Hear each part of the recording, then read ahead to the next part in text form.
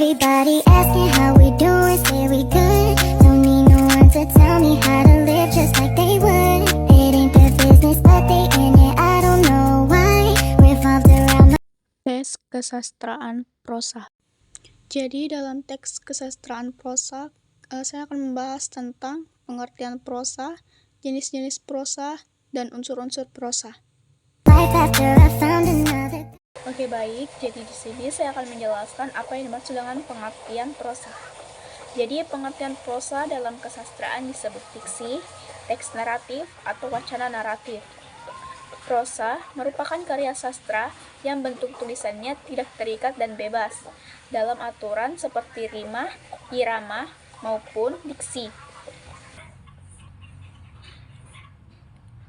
Oke, baik, jadi selanjutnya materi tentang perbedaan antara prosa fiksi dan prosa non-fiksi, yang dimana pada prosa fiksi ini merupakan karya sastra yang berbentuk novel, novelet, maupun cerpen, yang dimana pada prosa fiksi ini lebih mengutamakan imajinasi atau rekaan daripada kenyataan, dibandingkan dengan prosa non-fiksi yang lebih mengutamakan kenyataan dibandingkan imajinasi seperti berbentuk esai, biografi, dan autobiografi. Oke, baik, jadi saya akan melanjutkan materi yang dimana materinya yaitu jenis-jenis prosa. Jenis-jenis prosa ini terbagi menjadi dua, yaitu prosa lama dan prosa baru. Prosa lama merupakan produk lama masyarakat yang belum dituliskan dan hidup dari mulut ke mulut. Prosa lama ini merupakan karya sastra yang belum terpengaruhi oleh sastra budaya dari barat atau dari luar. Adapun bentuk-bentuk prosa lama, yang pertama itu hikayat. Jadi hikayat berasal dari India dan Arab yang berisikan cerita kehidupan para dewi, para peri, pangeran, putri kerajaan, serta raja-raja yang memiliki kekuatan ajaib. Yang kedua, sejarah. Sejarah adalah salah satu bentuk prosa lama yang isi ceritanya diambil dari suatu peristiwa sejarah dan cerita yang diungkapkan dalam sejarah berdasarkan fakta. Yang ketiga, dongeng. Dongeng adalah salah satu cerita yang bersifat khayalan atau fantasi dan memiliki banyak ragam, salah satunya fabel. Fabel merupakan cerita lama yang menokohkan binatang sebagai lambang pengajaran moral. Yang keempat itu ialah kisah.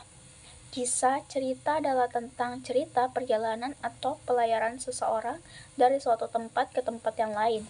Jadi berbeda dengan prosa baru. Prosa baru merupakan pancaran masyarakat baru, masyarakat Indonesia yang telah banyak menerima pengaruh barat. Nah, dalam prosa lama, pembaca dibawa oleh pengarang ke alam khayalan atau fantasi. Berbeda dengan prosa baru, pembaca dibawa ke alam masyarakat yang memberikan lukisan peristiwa-peristiwa yang dapat dihayati. Sedangkan bentuk-bentuk prosa baru yang pertama itu roman.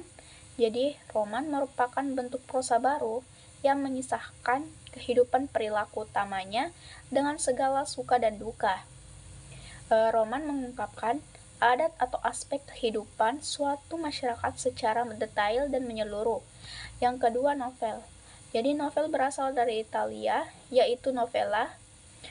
Novel ini merupakan bentuk prosa baru yang melukiskan sebagian kehidupan perilaku utamanya yang terpenting, paling menarik, dan mengandung konflik.